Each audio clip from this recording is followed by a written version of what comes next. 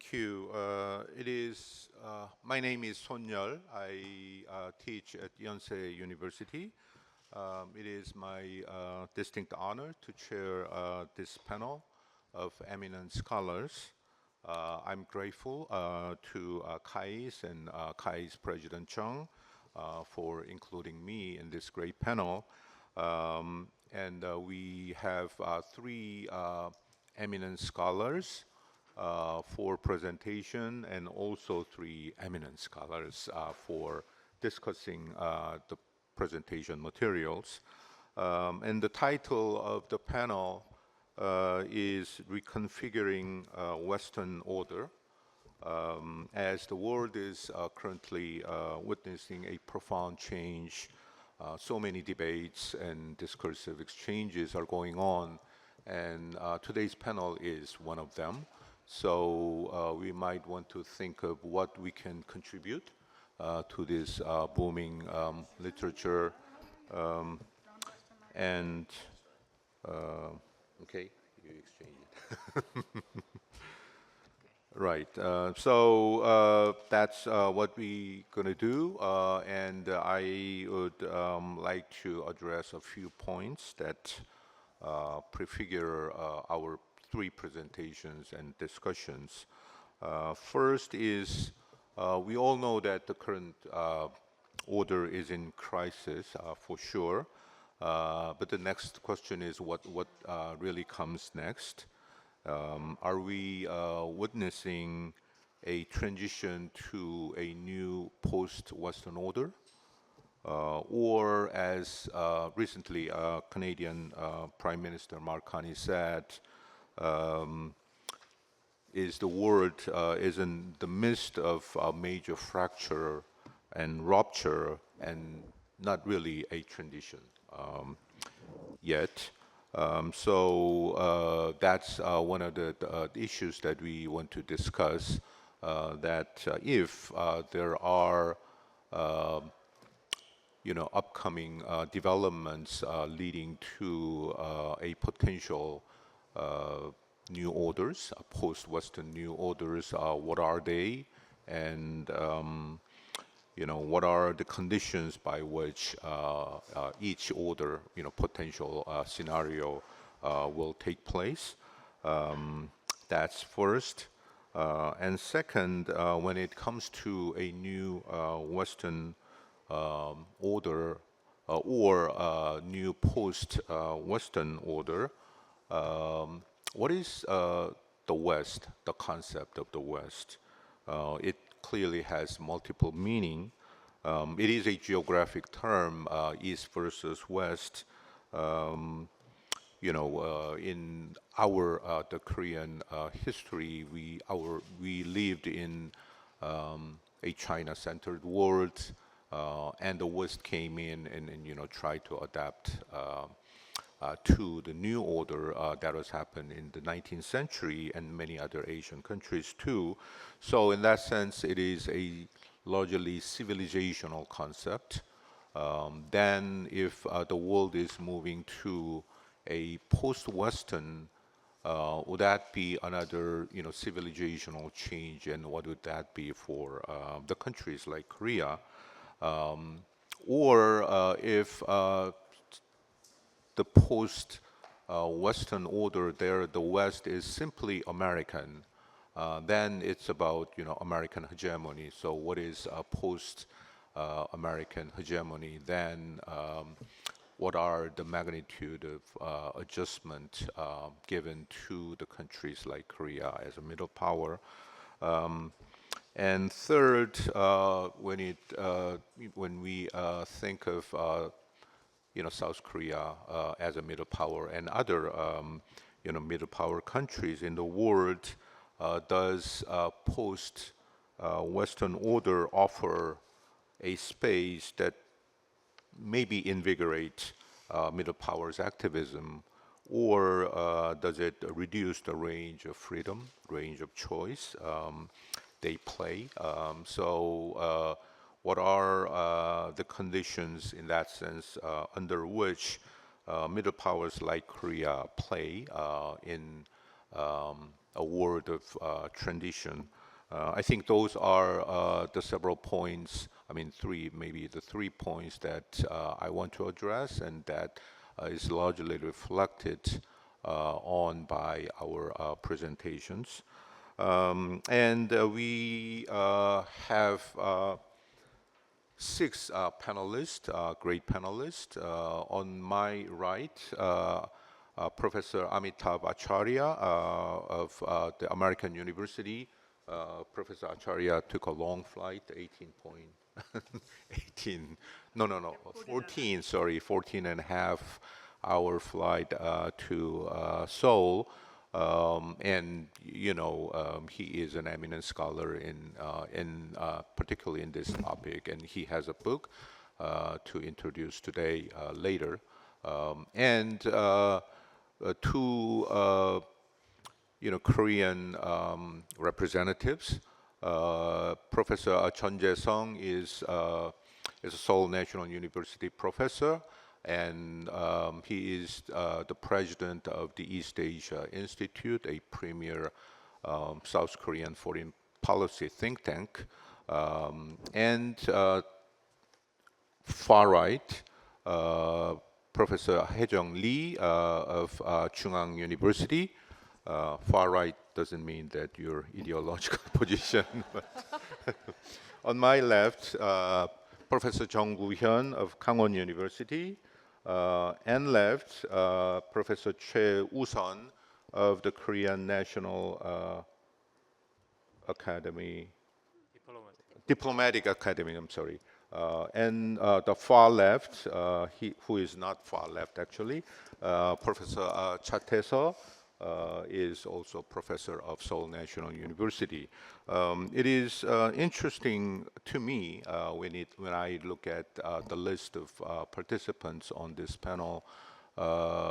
Professor Acharya is largely well known for non-Western IR theories and things.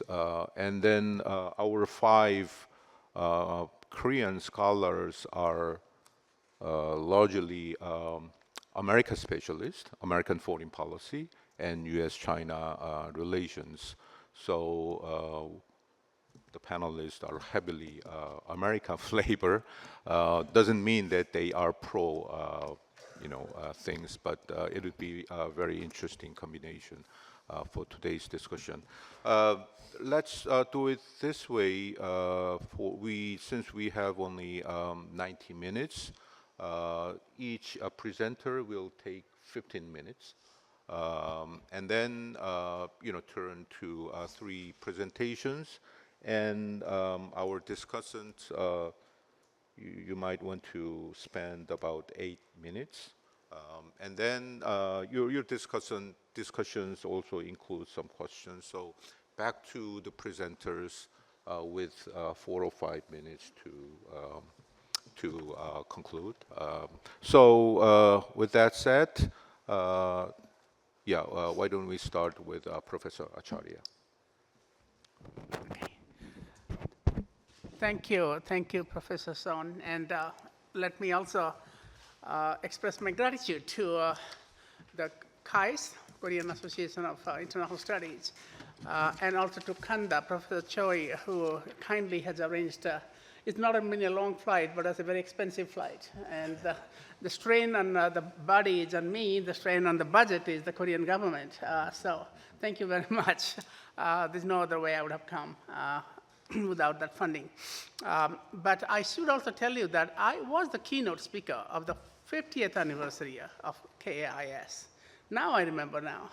And it was on something about Northeast Asian peace and security. And a couple of years later, I suddenly realized that there is a book which I actually was a co-editor. Nobody ever asked me, but the conference came up with a book. And I was, the title of my keynote was The Imagined Community of East Asia. You can find that in your journal, and the book. So it's very nice. I just forgotten about that, and it's 2026, that was 2006, so 20 years earlier. So very glad to be here to talk about my, not my new book, of course, will be in the afternoon, but I'll draw on it a little bit on this. And decline of Western order and the emergence of a post-Western world. Okay, so I will try to see if I can make this work. Okay, so in fact, both my books on world order with a policy more general relevance have been translated into Korean. And the most recent one is the Once and Future World Order. We'll be talking about it today. Later, but I think the first one actually in some ways is more relevant to what I'm talking about, because it was talking about the end of American world order in 2014. This is the 2014, when Trump was nowhere on the horizon, Barack Obama was president, Hillary Clinton was waiting on the wings. Nobody thought liberal order is over. I said the liberal order is over. That's basically the argument, because I don't think it has to do with a person. People like Trump can make a big difference in pushing it over the edge, but the long-term structural reasons was always in motion, especially after the 2008 global financial crisis. But it was always going to be like that, because the American hegemony is a product of contingencies, historical contingencies. The World War I, World War II, the decline of Europe, relative decline, exhaustion of Europe, the defeat of Japan and Germany's competitors. China was nowhere on the horizon. India was nowhere on the horizon. So the United States had the field to itself, with geographic isolation, having profited a lot from World War II. The United States has profited from World War I and World War II. Every time there is a war, US profits from it, except the Iran war. But because the US actually made money out of the 1991 Gulf War, because all the allies paid for it. Now they're going to pay for the maybe the reparation to Iran, but we don't know. But anyway, that was really an important book in that moment.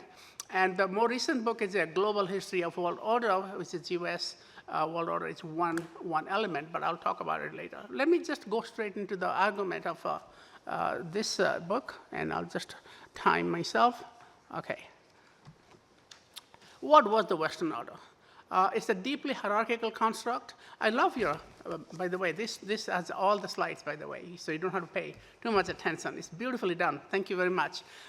So a deeply hierarchical construct, and I'm using the traditional, what do you call the dependency theory argument. Core and periphery is a very good way of actually looking at it. The core, it had two elements, the core and the periphery. The core was intra-Western, among the Western countries, a relationship within the so-called West. US was the core of the core. This is Johann Galtung's term, core of the core and periphery of the core and periphery of the periphery, using the language. The US was the core of the core. Europe and other US allies, including Korea, Japan, Australia, would be the, what I call semi-periphery or periphery of the core. They were linked to the core, but not quite there. And then the second element was the West over the rest, not West with the rest. So core-periphery relations. So it's created by Western dominance over all others, and you can call it semi-periphery or periphery. In the core, that's what we call the liberal international order. In my argument in the 2014 book was the liberal international order, despite all the claims, was not a truly inclusive global order. It was basically a core. It was a club of like-minded nations and their allies. And China was not part of it, India was not part of it. Most of the developing world was non-aligned, not part of it. So despite them make the claim that it's global inclusive, it was never like that. So NATO was one key element. And there was shared participation in global institutions and multilateralism. There's no question about it, because simple reason is that they helped to create it. The United States and the Western nations dominated the creation of many of these institutions, including the UN system and the IMF, World Bank, and others. And to some extent, that remains, to some extent, eroded. And Western values are democracy, human rights, and market economy, and tolerance of diversity, theoretically speaking. All these elements are now in crisis. And that was the main argument of that book. Now we have from euphoria to nostalgia. In the 1990s, post-Cold War, dynamism, optimism rather, you all know about it, End of History by Fukuyama, Obama, Clinton, liberal internationalism. Clinton here is Hillary Clinton, and Secretary of State.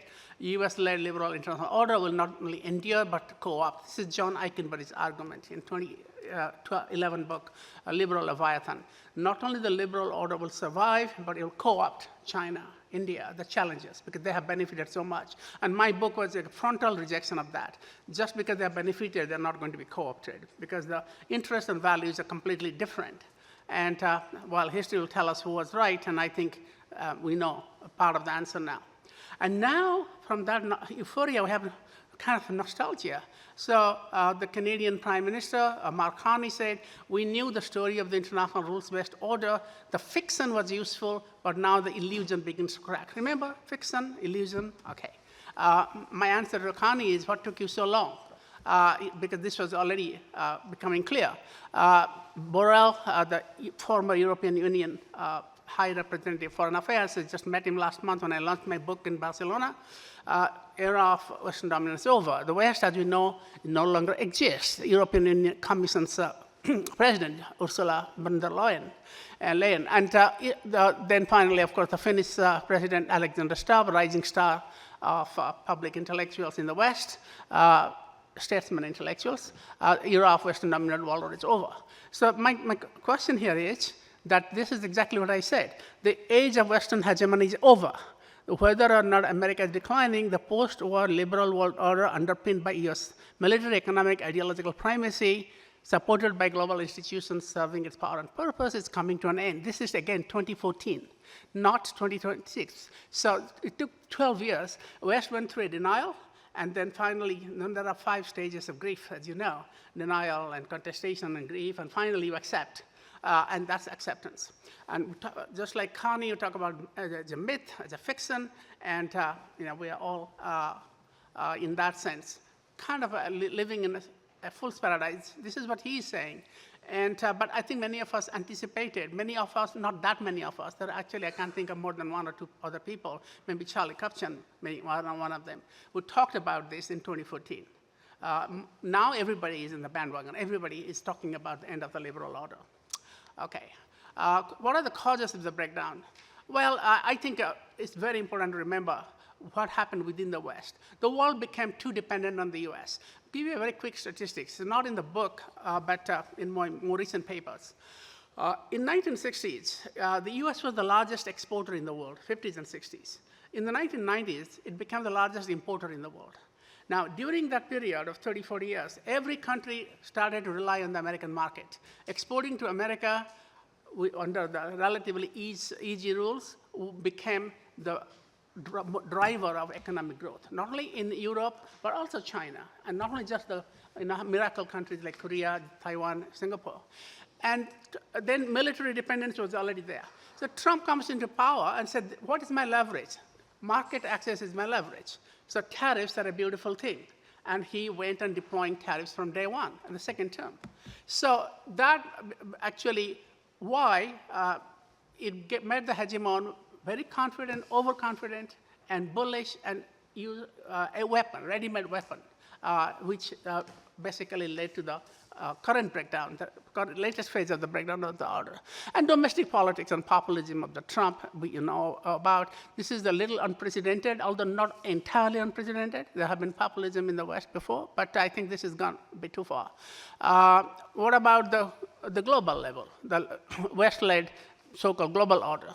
Well, this was happening already, led by China, the rise of other nations. This is bound to happen. China and India were the 2 largest economies in the world until the 18th century. About 40% of the world's GDP. Can't keep them down all the time.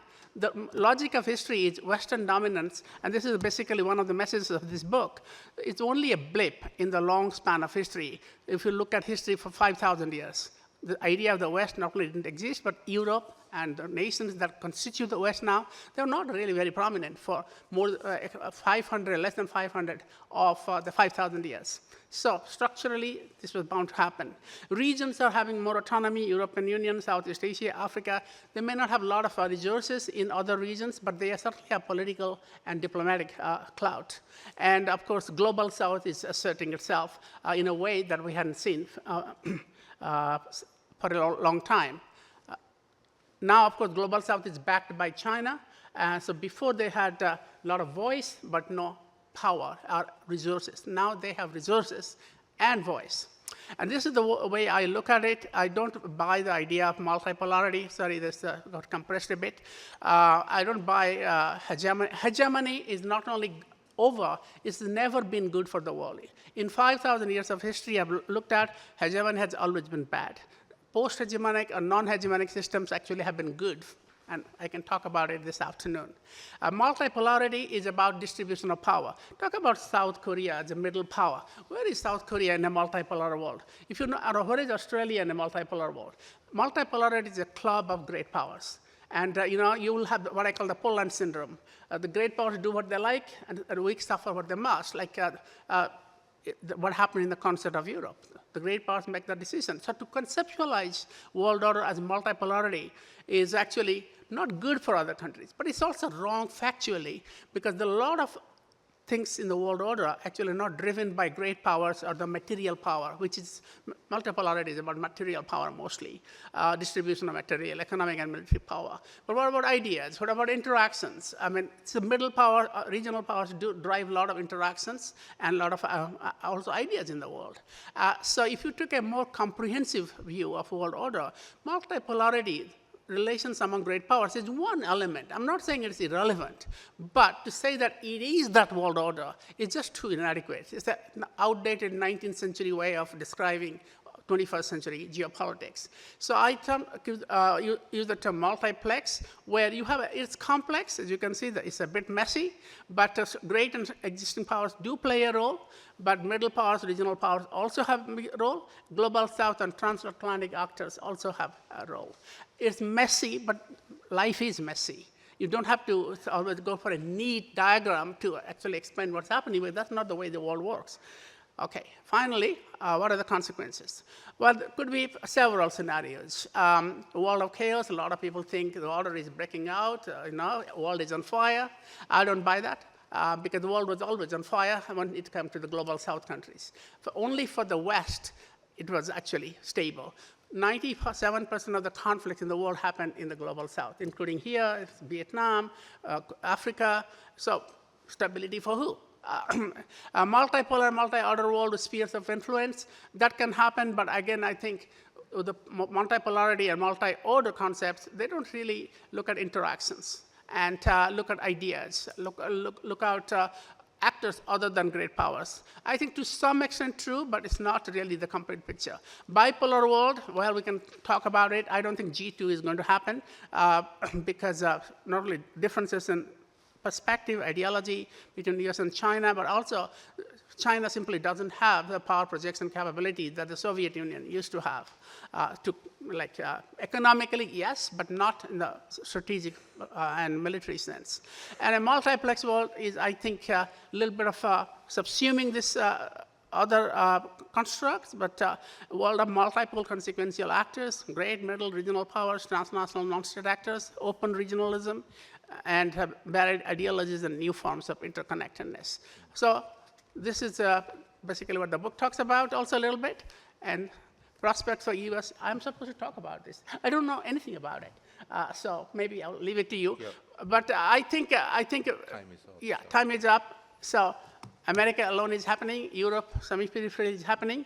Russia with the Eurasian identity, BRICS alignment is happening. So these are my three sort of sound bites for the three countries. Thank you very much.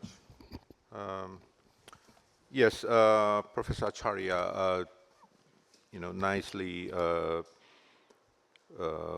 construct the first, the Western order. What was the Western order? It's a hierarchy of the order consists of the core West and semi-periphery of the West. That includes, lots of, middle powers and the rest. And the construction is based on values and interest, and values and interests are not, they are different.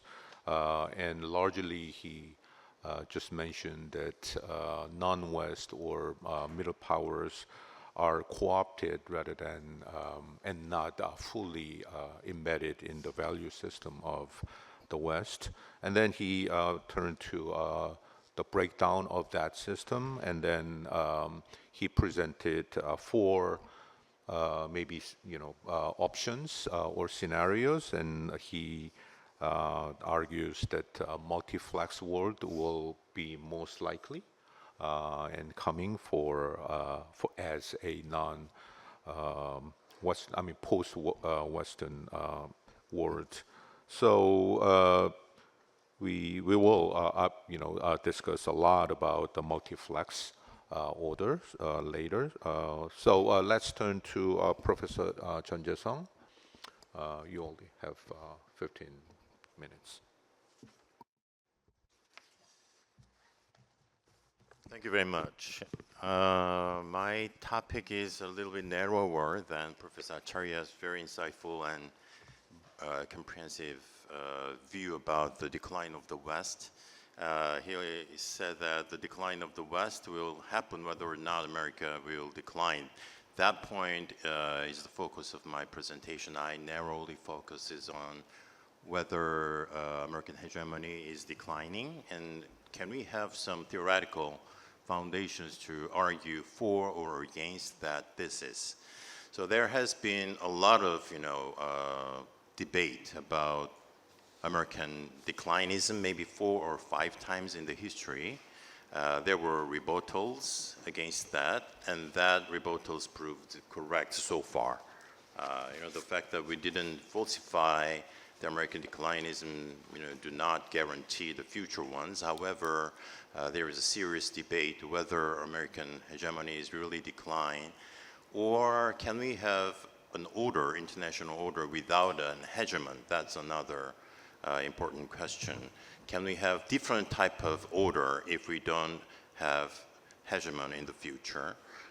Can we have liberal order without a hegemon? So there are so many questions that we can raise at this juncture of the crisis of international order. My basic argument is that there are different ways to evaluate whether or not America is decline.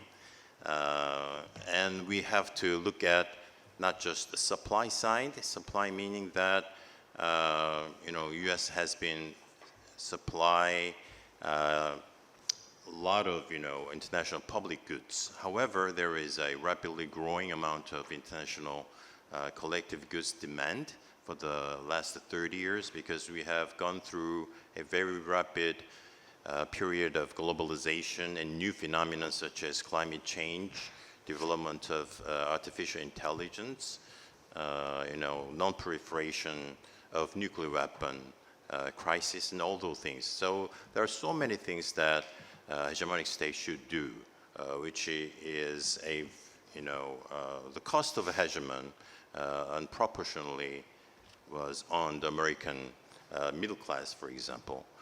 So there has been a lot of debates whether American hegemony is really decline. So when we try to evaluate whether or not America is declining, then I think we have 5 theories. One is absolute decline of American hegemony, which is empirically easy to reject because if we compare the American power in 1990, for example, at the outset of the post-Cold War with the current period, the GDP of America has quadrupled, for example. So absolutely, in the absolute sense, America has grown very fast in military and economic terms. However, in relative terms, US share shrinks relative to China and other countries, as we all know. However, there is some kind of measurement problem or trap. In nominal terms, for example, the China is 65% of US GDP, for example, but in PPP, China surpassed the US already in 2014. So we cannot know yet, relative decline. There was some decline, but is that decline enough to talk about the American decline as a rule? Decline of will. We know that the American people's will to support the foreign policy for American hegemony is declining because there are so many arguments against hegemony costs. So it's structural. We'll see.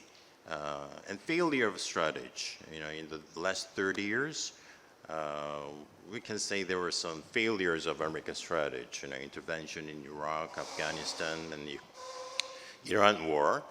However, can we say that it's a really failure because all the following administrations adopt the same strategy? And the fifth is the most important thing. So there has been some problems with the supply side. However, in the demand side, meaning that some denominator part was the problem. We have gone through exceptionally new period for the last 30 years. We didn't have any climate change, AI things, public health problems, globalizations in the history. So this is the first time. So how can we conceptualize the new challenges for we say, IR theorists say the last 30 years was post-Cold War period, but maybe in the far future, the history book will say that this 30 years was a time of the globalization, the development of the large language model of AI, and the first time that we experienced climate change and all those things. So then we can have several propositions. Demand side decline, the impossibility of single state hegemony, meaning that now any single state cannot wield hegemonic power, not because it's weak, but because the demand of international public goods is so enormous. So any single state, United States or China or any country in the future cannot take the burden of the running the world as a single hegemon. We can say now U.S. foreign policy is a predatory superpower. We'll talk about it. I will say it is predatory, but not a hegemon anymore. It's a predatory superpower, not predatory hegemon, as Stephen Walt recently said. And China cannot replace the U.S. hegemon. China can be stronger than U.S. maybe in the future if China goes very well. However, China cannot be a hegemon in the traditional sense because China will face the same problem that U.S. is facing now. And we will have different type of modes of public goods supply. I will skip this part. We all know the hegemonic stability theory, but I now reread 1985 Snydell's article, meaning that hegemony is a sufficient but not necessary condition for international order. We might have more than one hegemonic power. He said K-group, small coalition of large actors. These days we can say US plus some other countries. We don't know yet. And we are witnessing a very strong unilateralism now. So some people say this unilateral phenomena shows that the decline of the liberal international order. But it could be a little bit provocative, but we can read Carl Schmitt's idea that in the liberal order, domestically, the liberal state is simultaneously inside and outside its own law. So a liberal state is bound by constitutional rules, but that constitutional rules give the sovereign the power to suspend itself, to declare the exceptional state. So in international relations, U.S. bounded by, like Eikenberry says, is institutional arrangement in international arena, but U.S. has been declaring the capacity to suspend the liberal order which U.S. created. So we might say that this unilateralism, even though it's very extreme, is inscribed within the liberal order itself. So the unilateral behavior of President Trump, for example, do not show us the fact that we are beyond the liberal order. Actually, the liberal order itself contains a lot of exceptional state itself. So we'll see if that structural unilateralism is the evidence of hegemonic decline. Demand side, we can skip this because we are experiencing a skyrocketing demand of international different type of collective goods, which US cannot meet. So we can say there is impossibility of a single state hegemony. So the problem that Trump administration is experiencing is not a problem coming from President Trump himself or the America as a state itself. Probably it's a structural problem after 30 years of experience that we are entering into a different period of international order. So U.S. pathway, what kind of future that U.S. can have? Character of public goods, one pathway is adjusted liberal hegemony, meaning that while U.S. can produce some goods with universal character, with open access, all these things, or U.S. will wield coercive hegemony, and then collective goods will convert to club goods, which we are witnessing now, dollar access, market entry, all those things. It can, degrade it into the ordinary great power, which will not supply international public goods. It will just one of the normal superpower with its own interests, providing some partial goods. Or U.S. might want to be an empire. Then it will provide private goods, not public goods. Maybe Trump administration will go below that tipping point. We don't know yet. We can combine a pathway 2 and 4. But there could be another possibility that structure of order itself is transformed. We might have some different post-Westphalian order in which empire might emerge, or we can have some multi-layered postmodern type of international order that may resemble Professor Acharya's multiplex world. But as an interim period, we are witnessing predatory superpower. Predatory means that U.S. evades every responsibilities of order provision while coercively exploiting advantages. And we allies now have not de-risk situations coming from rise of China, but the America risk as well.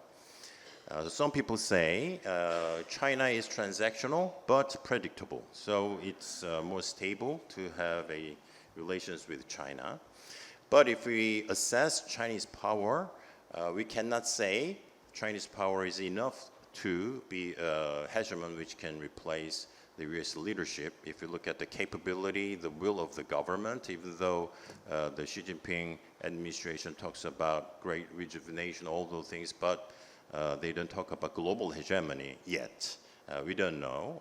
There might be some ambitions inside the elites that China should be a global hegemon, but not yet. Popular will, we don't know. There are so many criticisms inside China against its own government, on the issues of unemployment, real estate crisis, all those things. So at some point, it's hard to predict that Chinese people will consent to the idea that China should be a global hegemon with all those costs of hegemonic leadership. And legitimacy in the global south supports China in many areas. However, there are problems of human rights, all those things. So we cannot say yet. So now we have some kind of dual hegemony in different areas. In market provision, U.S. retreating into protectionism, international lending, U.S. and China, they are making similar efforts. International security, U.S. is still superior.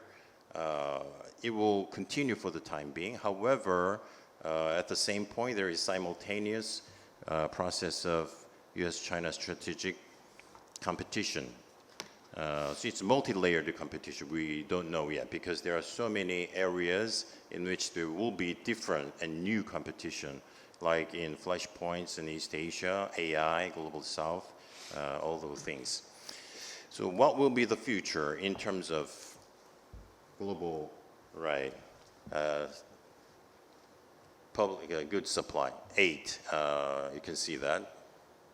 But the ideal, for the time being, modes of public goods supply is number 4 plus number 8.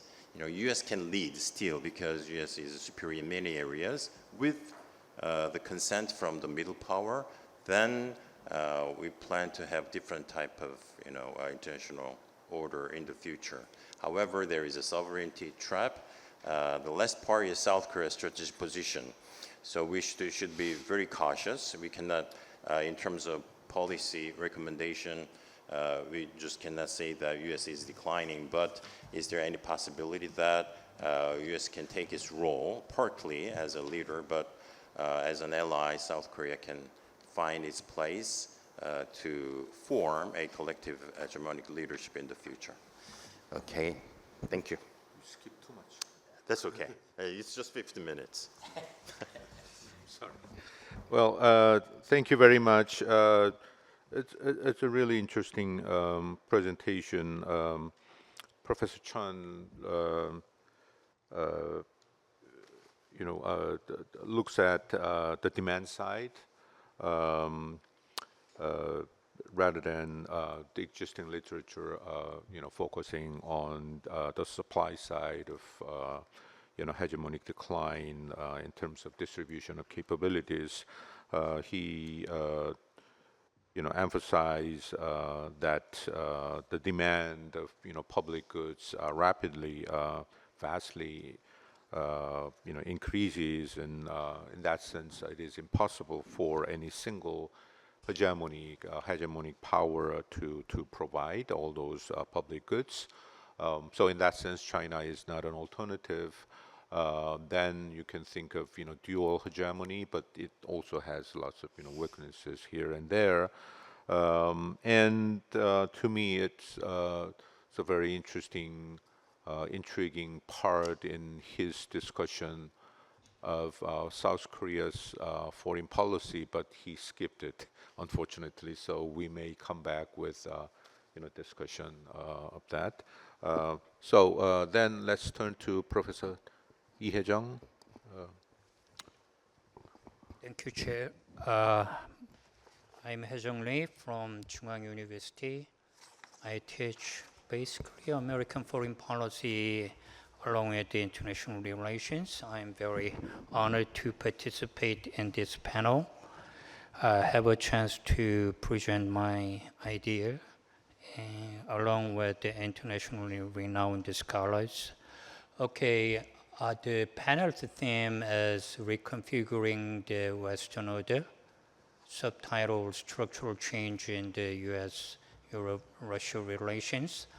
And because I'm basically a student of American foreign policy, what I was trying to do is going beyond Trump and understanding current transatlantic frictions and contextualize the trilateral, tripartite relationship among US, Europe, and Russia in a larger historical global structural perspective.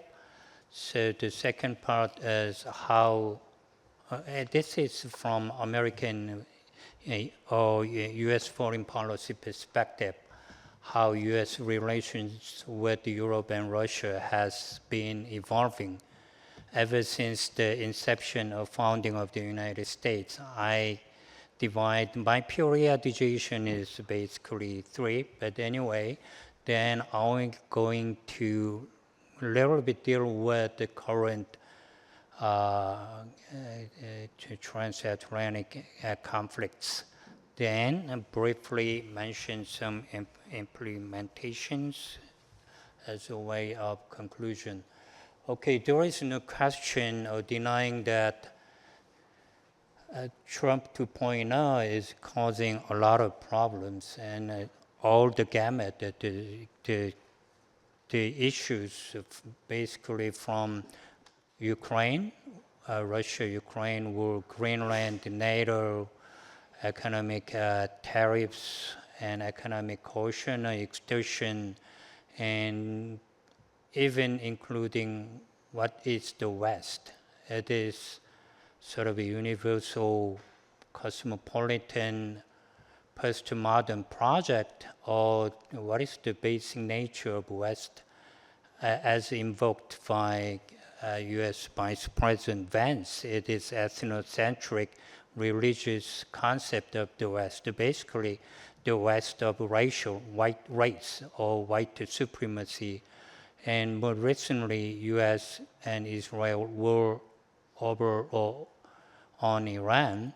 But yes, Trump 2.0 is a problem, but I think we need to go beyond Trump in order to understand sort of structural causes of current transatlantic relations. There are a couple of reasons. Number one, I'm quite skeptical, even if Biden or Harris had won the last U.S. presidential election, then their initial position that we are going to support for as long as it takes the kind of unconditional support for Ukraine could have been kept intact. Probably not, because of a lot of reasons for that. Number one, the sagging U.S. public supported, and morally, the confrontation between democracy versus autonomy, it is Biden's sort of a moral and at the same time strategic rationale, but rationale has been eroded, to say the least, by Israelis' genocide in Gaza. And the basic material incapacity of the United States to sustain or confront multiple fronts, Ukraine war, Middle East, Iran war, and Taiwan Strait. So I think we need to go beyond Biden, the number one reason. And number two, Gorbachev was promised by James Baker that we are not going to 1 inch sort of NATO's expansion into the east, and Yeltsin was promised Russian participation, and Putin in 1997 was promised at least a cooperation with NATO, but somehow from NATO's perspective, that kind of promises were not kept. And at least ever since the United States war on terror, and especially their decision, the Bush administration's decision to withdraw from ABM, Putin's Russia has been very consistent that we are not condone your insistent NATO expansion. So the war, sort of a root cause, the structural cause of war in Ukraine, it began well beyond the current Trump 2.0 administration. And third, and maybe most importantly, what is the West? Trump and Vance's conception of the West is, I think it is basically white supremacy, racist, imperialist West. And it goes back to 19th century imperialism, so we need to go back and look at the history. That's my basic idea. And okay, so I already explained my purpose. Of course, a couple of caveats. It all depends on what is the West. Okay, West may mean, again, postmodern and very inclusive. Korean scholars may be a Western scholar, or Professor Acharya is a Western intellectual or not. It all depends on your own definition of West. the concept of West is controversial, elastic, and always contested, and I admit it. And with that kind of caveat, then how to look at contextualize, I think these three are my basic sort of intellectual guideline. Number one, A.J. Hopkins' American Empire. The virtue of that book and Hopkins' perspective, it gives a sort of a vantage point to contextualize the West in a larger global perspective. So 3 stages of globalization: proto-modern, post-colonial globalization. And second, he provides a very controversial argument that there is nothing particular about American Empire. It is a carbon copy of the British Empire. So it gives basic idea about the relationship between West, Europe, and the United States. And second, this is my favorite argument, James Kerr's American Grand Strategy. This one I take as a vantage point looking at what is United States at all, okay? And it goes against American exceptionalism as well. And James Kerr's basic argument is United States is a mixed bag. And he goes from the sort of grand historical narrative. The United States continued the expansion, number one, white settler territorial expansion, then imperial expansion and hegemonic expansion. And the intriguing or interesting thing from James Kerr's argument is these 3 successive modes of expansion contradict with each other, okay? So in a sense, the very success of American grand strategy depends on how to combine these 3 things. So ethnically, white settler nation state, and economic nationalism aspect, and at the same time, the conventional wisdom of the United States as embodiment of modern enlightenment, democracy, freedom, blah, blah, blah, and how to combine these 3. And number 3, the basic historical relationship between Europe and United States. There's a diplomatic historian, Brooke Bloor's idea, published in 2014 in Diplomatic History. The title is From Isolationism to Neutrality. Basic idea is there is no isolationism in American history. American effort to neutrality finally came to an end during World War I and World War II.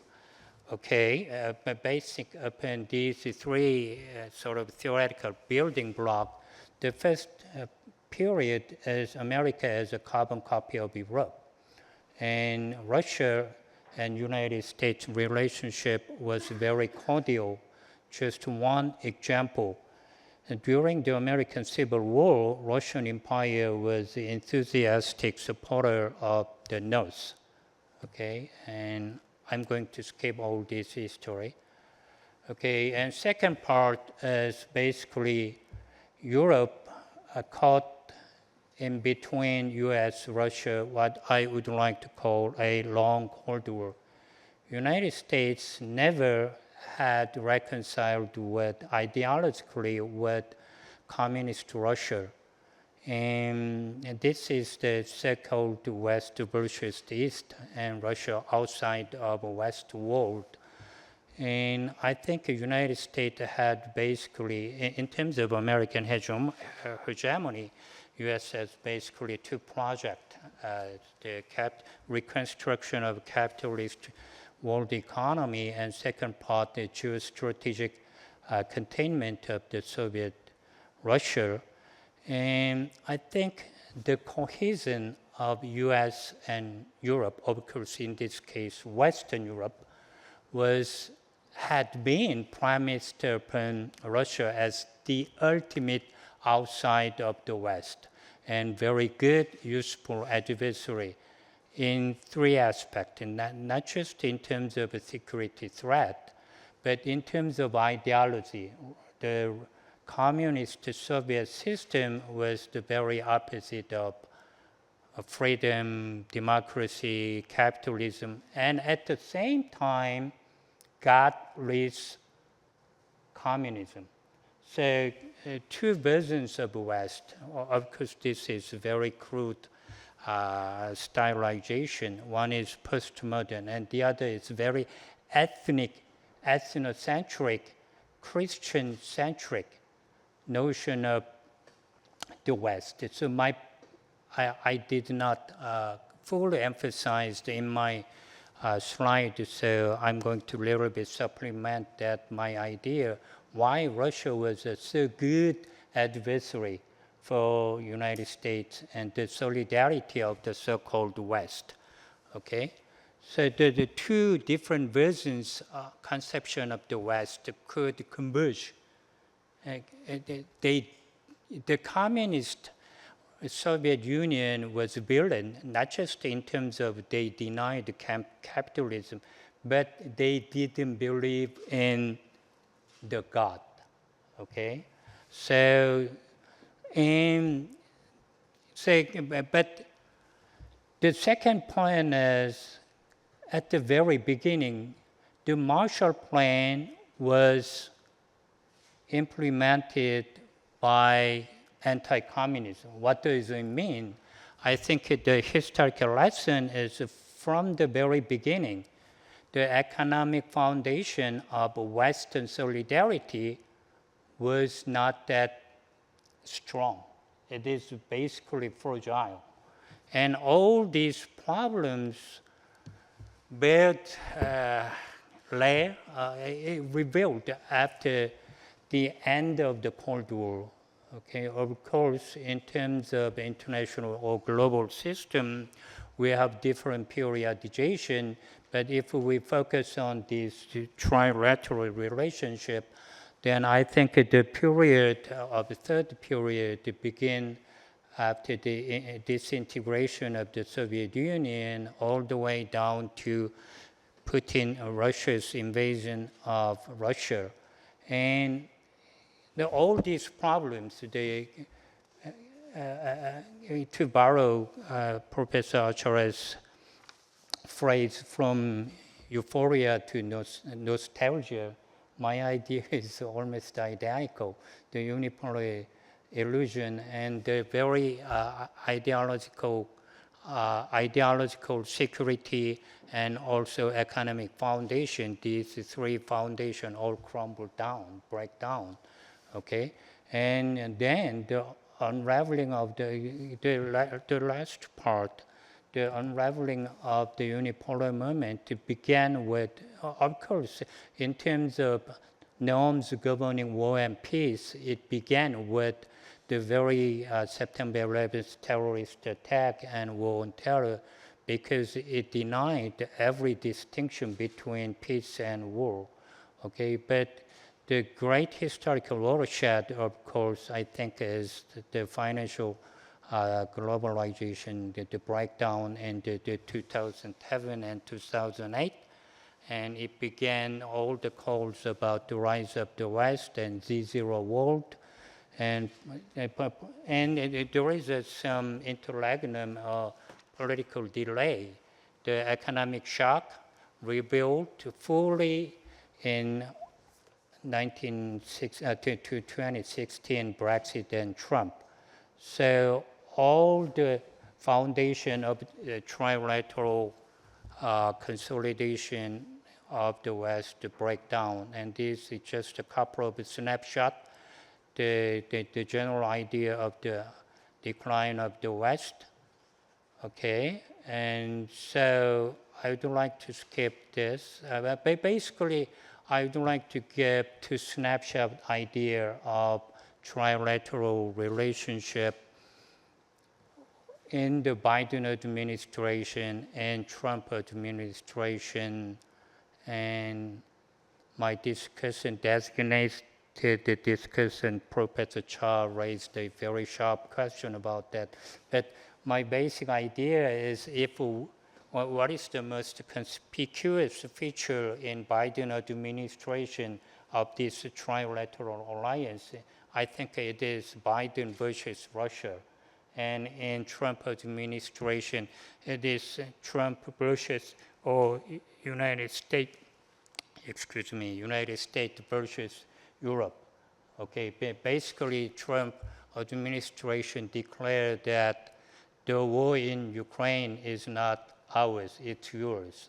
Okay, so what might be the general implication? I think there is no way out for the United States. Get out. There is no good option for the United States on the Ukraine war. And neither Biden's whatever it takes to support the Ukraine approach, nor Trump's quick fix for peace has worked. And so I could only see sort of a protracted statement or ceasefire. And what are the implications of this sort of a stalemate and the trilateral relationship to the new Western order or the global order? Does it matter? Does G7 still matter? Because Russia is not a global power. It is strong enough to cause some problems in European theater, but I don't think Russia has a global superpower. So all the friction or confrontation between Europe and United States over how to deal with Russia has very limited global ramification. That is my number one argument. And so this is still, I think, a post-Western world order already dawned. And so we have to sort of careful about its limitation. And there are much more room for South Korea and all the rest of the world to build a new world order. That is might be a little bit optimistic note. I will stop here. Thank you very much. Thank you very much, Professor Lee. You nicely delineated evolution of U.S., Europe, Russia relations, and also, yes, and yours. Oh, you don't need. And also, you mentioned James Kurth, America's Grand Strategy, which is very, very interesting. It's really nice to hear the racial and also religious elements of American grand strategy and hegemony. And he wrapped up with U.S., Russia, Europe, trilateral, and the current, the war in Ukraine. With three presentations done, and now let's turn to discussion of this presentation. We are pressed, in terms of time management. Anyway, so I'll give you 8 minutes sharp, and please go on. Okay. This way, Professor Chung. Thank you very much. Thank you for having me for this prestigious panels, and thank you, Professor Acharya, for your great presentations. As one of the people who still has nostalgia for liberal international order, it's pretty refreshing to hear your presentation. So given the time compression, I have just 4 comments and questions. First one is about Professor Acharya's contribution to the IR kind of discussions. In my opinion, Professor Acharya's most important contribution is to challenge the assumptions that liberal international order was universal and neutral. As he mentions, this order was organized around the hierarchy, contrary to our conventional belief, led by United States and European allies and also East Asian allies, which actually occupy the privileged position in that hierarchy. And on the other hand, Global South and the previous Soviet bloc, China, and many post-colonial states were never fully incorporated into the system, or sometimes they reject to be incorporated.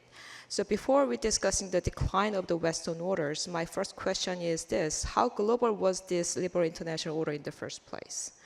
And the related question is that if the liberal international order was never truly universal or neutral, then what is the difference between the future, a multiplex order you mentioned later in the presentations, and whether it is just a simple redistribution of hierarchy, or we are expecting somewhat different, substantially different orders. Professor John actually mentions several pathways to different international order in the future, but I want to hear your candid opinion about it. And related to question is this: is American decline is the same as the Western decline? You mentioned about the Western decline, as we discussed, is the end of this liberal international orders, but I think it is necessary to distinguish the differences. Of course, U.S. has been the center pillar of the Western orders, but the entire West should not be treated as a single actor with identical interest. As you can see from current status in the Ukraine war or Middle Eastern wars, Western countries do not have single opinion about how the international order should progress. So is the differences make a kind of changes in your prediction about multiplex orders, and does it still relevance? My second question and comment is about the difference between liberal value and liberal practice. In your presentation, you mentioned about Western orders. Of course, it generates important benefit, including economic growth, democracy, and human rights, a different kind of value that we cherish, and of course, security cooperation among countries. But your question was that liberal value has been often applied selectively. And many countries remain, that's why, skeptical about the rule-based orders or liberal international orders, because they're unevenly enforced practices. So that goes to my second questions. Was the liberal international order primarily a universal moral project, or is it a strategic project of reinforced Western dominance? If it is, then does it still have relevance in the multiplex orders you have mentioned? Because as you mentioned earlier, these liberal international orders already have important benefit to the rest of the world, but still, because of their selective practice, do we have to forego the importance practice of in the past? So that's my second question. And third question is about multiplex orders. I think that's kind of main argument of your entire book. And Professor Acharya's concept of multiplex orders captures a very good point, a growing diversity of actors, not just country, but agency in international orders. Great power, of course, remain important, but middle powers, regional powers, international organizations, and other non-state actors also shape the outcome of international relations. That is a very important point, and it is capturing the actual international orders. But what's the kind of nature of the multiplexity? I think you kind of remain unresolved about these conclusions. Do you think that multiplex orders will include greater inclusion of entire countries or greater fragmentation? Because can multiplex orders remain stable without the dominant providers of security, which is related to Professor John's kind of presentation? Or does multiplexity risk producing greater fragmentations? Of course, there is no clear answer at this moment, but at the same time, will this multiplexity produce a more equitable orders? Or it is moving toward more fragmentation or instability is a very important point, and things we have to consider, because that's kind of pathway we are moving forward. The last point is about South Korea. So given that all the discussions about liberal international orders and multiplex orders, and what does it mean for South Korea? As you mentioned in your presentations that South Korea remain very deeply embedded in the US security orders. And of course, at this moment, we are very deeply embedded in the United States economic order as well. Supply chain, trade, even technological cooperations, we are still very deeply embedded in the US-led security orders. And in that case, a US-led international order as well. But South Korea's challenge is not simply choosing between US and China at this moment. We are hedging away from US-China competition, but at the same time, we are hedging away from the United States at the same time, given that United States hegemonic practice is moving forward from more beneficiary to a more like a predatory practice. So if that's the challenges, then how the South Koreans navigate this situation, given that we are expecting multiplex orders? That's my last question. So thank you very much. Thank you. Thank you very much. With 3 questions. And Professor Che. Thank you. I would like to make my comments on the presentation of Professor Chun. I think he presented interesting arguments on the changing nature of American leadership and the future of international order. And about the reality we are seeing now, I agree the American power has declined over time and has limitations in providing public goods for managing international economic order and new international challenges. And I agree with many observations that Professor Chun made. Nonetheless, I have some different ideas, and I'll focus my comments on them. First, I'd like to start my comments with a fundamental question. The hegemonic stability framework, which I think is underlying Professor Chun's analysis, can be misleading. I think the United States has been the unipolar power since 1991. That doesn't necessarily mean that it has been a hegemon in international system. And we need to distinguish US position in international economic system and international political system analytically. The United States has been a hegemony in the Western Hemisphere since the late 19th century. But it has at no time been a global hegemony in international political system. And my second comment is about the causes of decline of American power and shortage in the provision of public goods.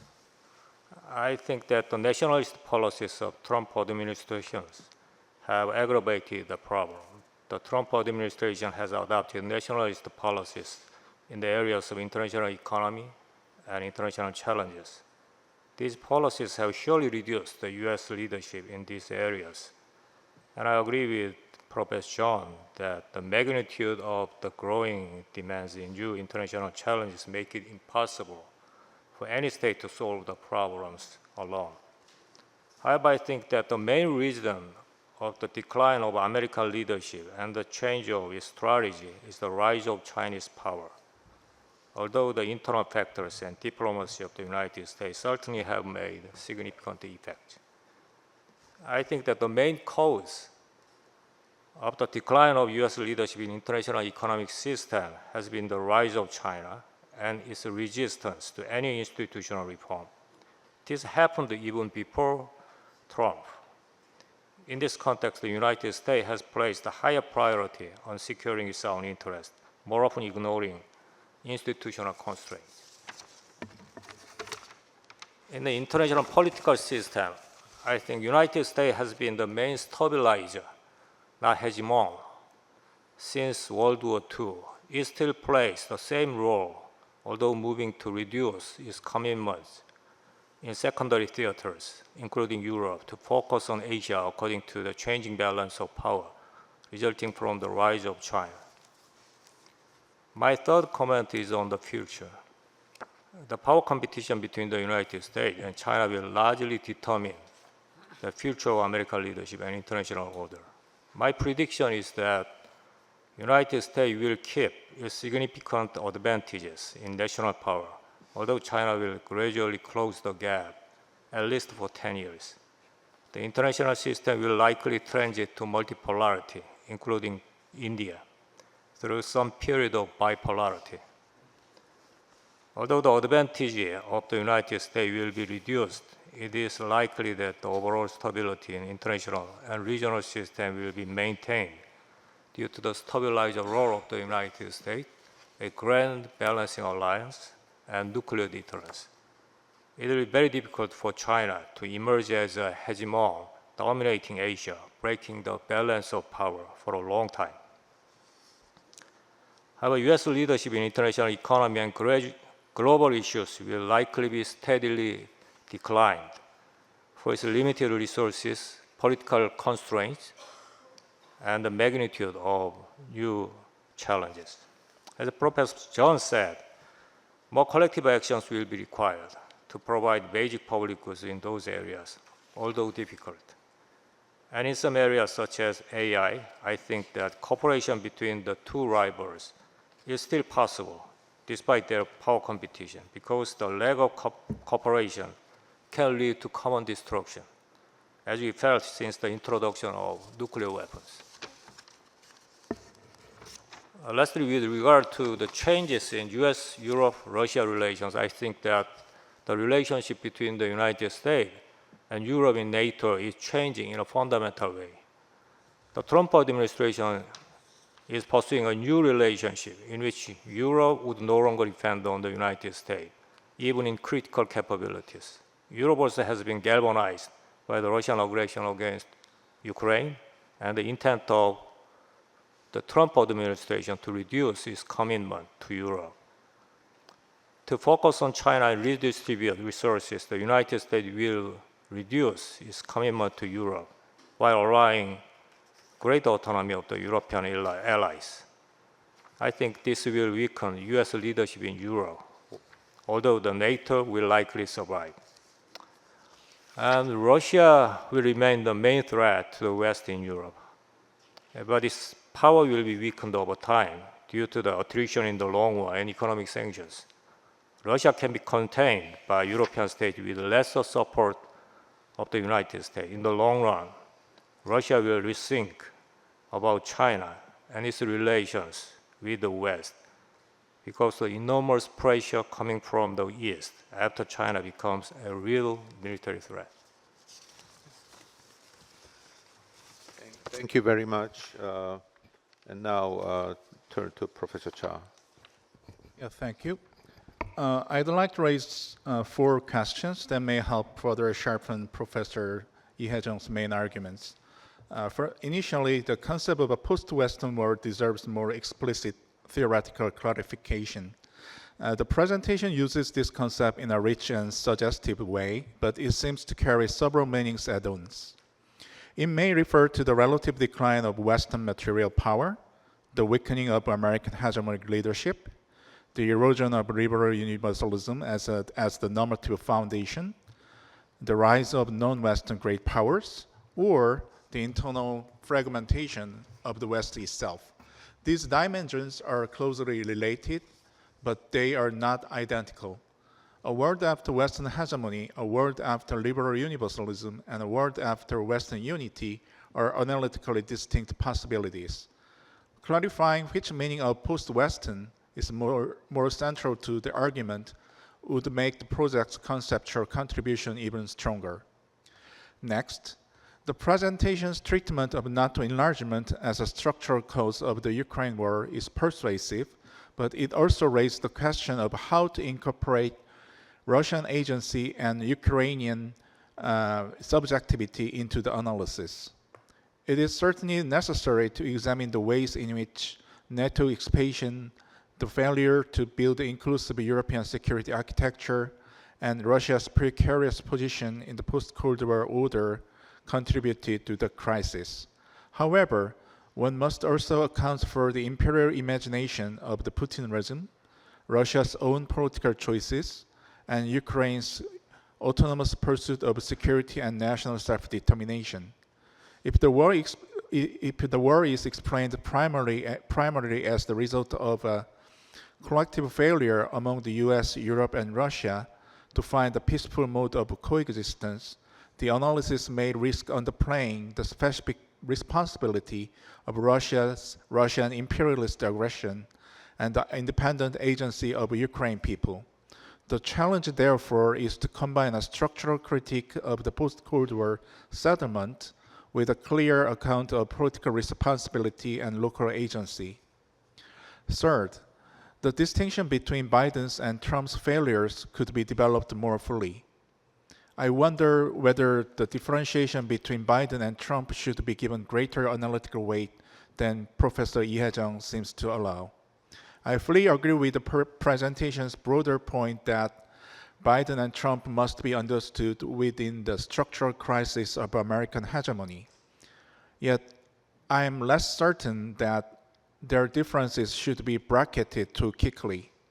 Biden's approach remained largely within the orthodox framework of liberal internationalism. The war in Ukraine was framed as a struggle between democracy and autocracy, and US leadership was justified in terms of defining the liberal world order. Trump, by contrast, seems to depart from this exceptionalist identity and to open up the possibility of more realist great power bargaining. The Trump-Putin summit in Alaska, for example, may be read as an attempt, however problematic and uncertain, to seek a geopolitical compromise over Ukraine rather than to approach the bilateral relations solely through the lens of ideological regime conflict. This differs from the conventional liberal view that tends to reduce US-Russia and US-China relations to systemic confrontation between democracy and authoritarianism, thereby narrowing the space for modus vivendi. In this regard, could we explore the possibility that Trump's transactional diplomacy, despite all its defects and dangers, might also reflect a new American search for a decent peace among the great powers? Could such a soul search, under the condition of multipolarity, eventually contribute to something like a global concert of powers, rather than simply the demolition of the liberal international order? Finally, Professor Lee Hae-jung's conclusion regarding a disunited West opens an important avenue for further inquiry.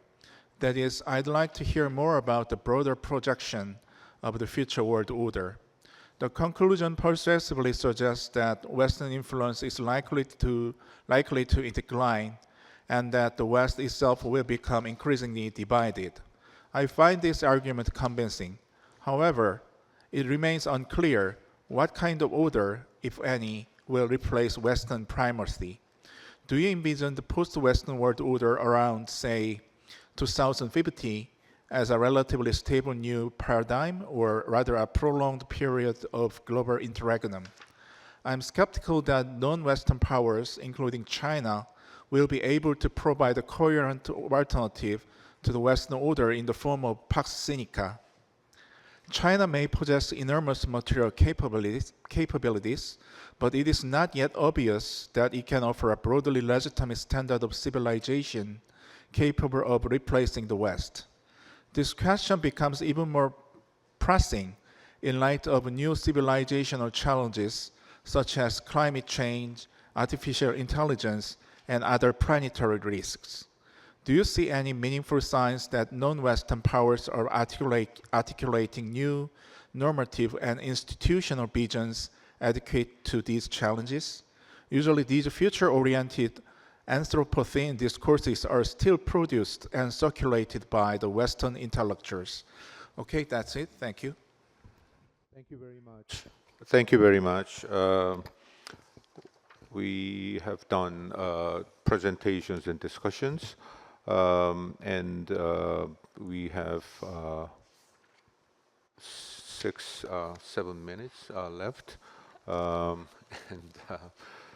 there are number of questions posed, but it's impossible for us to exhaustively respond to all those things. So I would give you 3 minutes or 4 minutes. It's not fair to take some questions and also concluding remarks. So you don't, given the time limit, you don't have to answer one by one. So yeah, that order, the same order, Acharya. Yeah. Okay, so Professor Chung, thank you very much for your comments. I really appreciate them. Very thoughtful and quite detailed. So starting with your first comment, the Western order should not be described only negatively. My point is that it hasn't been described negatively enough. I think we have a long way to go. I mean, most of what the literature we are using are including by Professor Chung, for example, but the same Western writers, slight criticism here and there, but it's kind of couched in a very academic jargon and doesn't really talk about the negativity of this. I mean, starting with imperialism. I'm not a post-colonial scholar, by the way.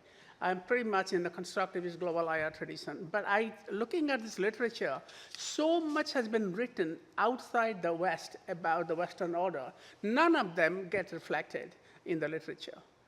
So all these critiques, like my good friend Steve Walt, that come up with predatory superpower, how many times this has been said by people from China, India, Africa, Latin America, dependency theory? We don't have to go to Russia. So I think we have to say more to have some sort of a balance. But generally, of course, everybody recognizes Western order's contributions, but we know that. I mean, we have been schooled in this from primary school. Your second point is that Global South is not a unified bloc. I completely agree. I have this term, actually, I am advocate of getting rid of the West and getting rid of the rest. West versus the rest. The last paragraph of my book talks about why should we get rid of the West and the rest, or Global South? Because both terms are new, artificial. Historically, in 5,000 years, there are no West, there was no rest. This is basically a Cold War, maybe last 8-year construct. It's been very destructive, and cooperation is now happening across the West versus the rest.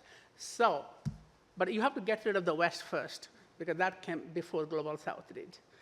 So if you get rid of the West, get rid of the rest of Global South, we need to reconceptualize ourselves. And finally, your main point is really that a multiplex world could be more, could turn out to be more conflictual. It could be more inclusive, but more conflictual. I mean, there's always the trade-off. In multilateralism literature, you see that when the number of actors increase, cooperation becomes more difficult.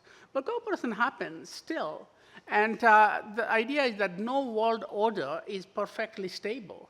So it's stable for who? Conflictual for who? I mean, if you grow up in the Middle East, for a matter, in Asia, maybe not so much Northeast Asia after World War II, you would actually think there's so much conflict during the liberal order. Most of it is by, I'm not talking about colonialism, post-colonial era. So all world orders have conflict. But I think if you have inclusion doesn't mean just bringing countries in, but also looking at ideas that are out there for conflict resolution. The first peace treaty was signed in 1359 BC, and it talked about non-intervention, talked about peaceful settlement of disputes. So there are the free trade, the idea of freedom of the sea started in the Indian Ocean, not by the British. So if you bring in a more expanded conception of global order, you might actually find there are other ways of doing things. Like hegemony has always been bad for stability, always. So inclusivity actually has been good for stability historically. So it's a challenge for academics and policymakers to think broadly, but I would not make the claim, I never made the claim that a multiplex world order will be more inclusive. But another thing is that it is the reality. We are moving in that direction because so many other actors are coming up. And G2, we have arguments against G2. Multipolarity, who is a pole who is not a pole is always contested. So actually, the world is complex. That's the real life. And let's try to make the most of it rather than have nostalgia about the liberal order. Thank you very much. Thank you very much. Two very important points. One is about the concept of hegemony, whether U.S. has been a hegemony in military, economic, and political sense. I think we need more discussion. Second one is, are we entering into the times of multipolarity, which is also a very important question. For the concept of hegemony, I think it's very abstract, open to different interpretations. So it's very natural that we have lots of confusions. I think hegemony is not omnipotence for a superpower. Even the unipolar power, they should know where not to intervene, not what to do. So it's the strategic skill of restraint, which doesn't appear in Trump period. Multipolarity is different to be a great power and to be a pole. If you want to be a polar state, you should have a great level of attraction to keep other countries inside your bloc, which doesn't appear yet in China or India, as Professor Cha said. So whether or not there will be a unipolarity in the future is remain to be seen, because if we want to have a multipolarity, also there should be a implicit consensus among the polar states, meaning that US, China, or India, or Russia should have a implicit consensus that there should be a logic of action among the different blocs, which is not present yet. Thank you. All right, thank you for very wonderful questions. And I think these 4 questions can be sort of, actually 2 sets of questions.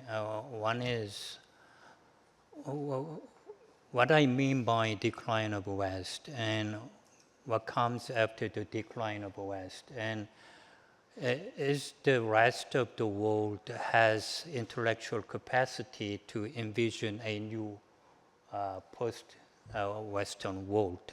So question number 1 and question number 4 actually it's about what comes after the West.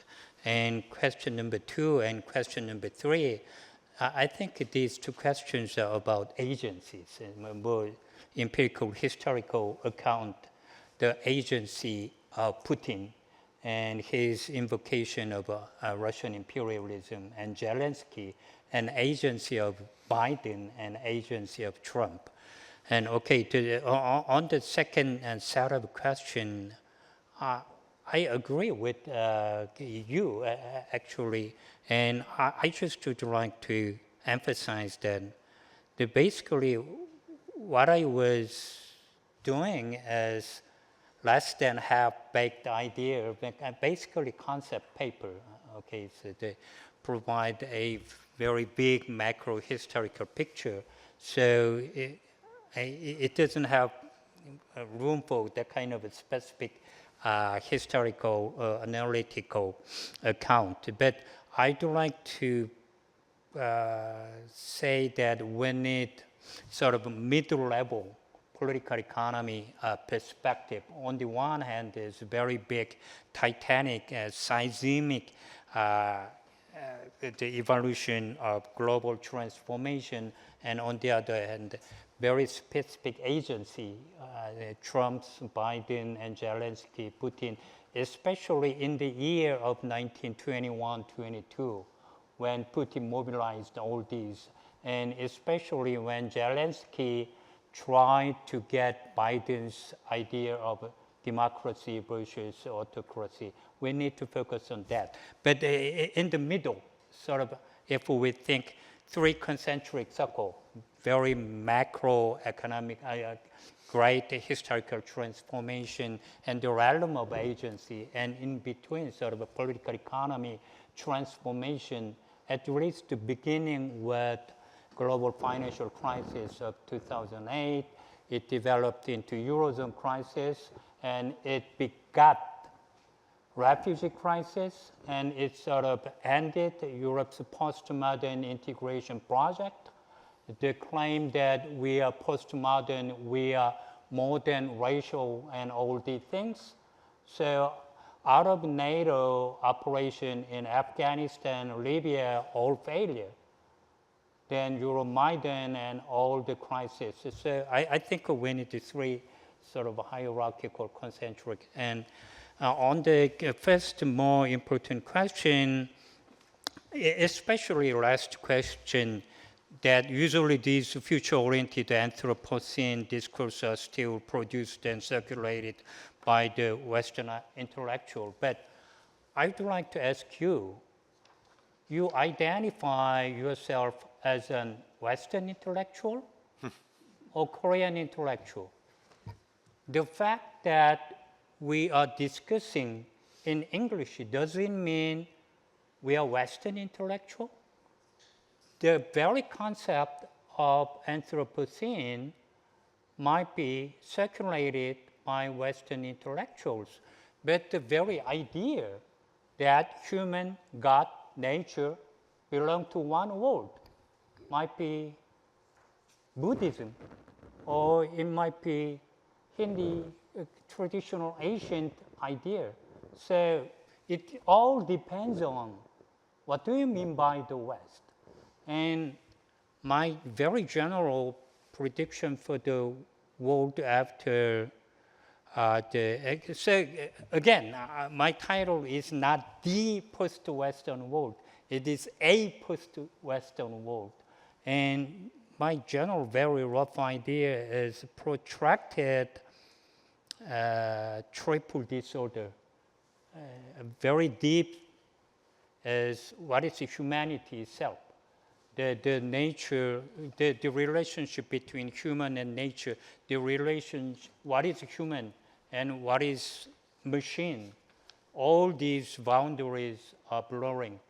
So it is crisis of human civilization itself and the decline of the Western sort of standard of modernization, civilization. It is obvious, I think. The racialism on all these are gone, especially after post-colonial globalization.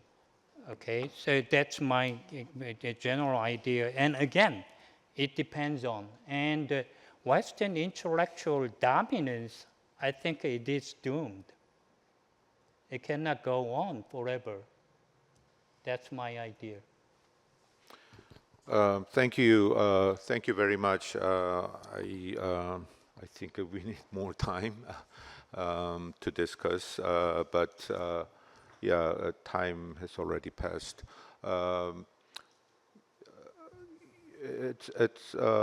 We don't need to conclude this panel. So we just kick off with this great session and. We just touched upon the thing. The point like, are we a Western scholar or non-Western scholar? Are we talking about Western IR or non-Western IR? It's a very difficult question, but at least we can think of the way we as Korean scholar reconfigure the Western order and a post-Western order that I guess Professor Acharya, you go back home and with an impression of there maybe a way of configuring Western or post-Western order with Korean characteristics. I don't know, but that's something that we need to develop, from now on with the 2-day session. So let us stop here, stop here, and please give a big applause to our panelists, and the session is closed. Thank you very much.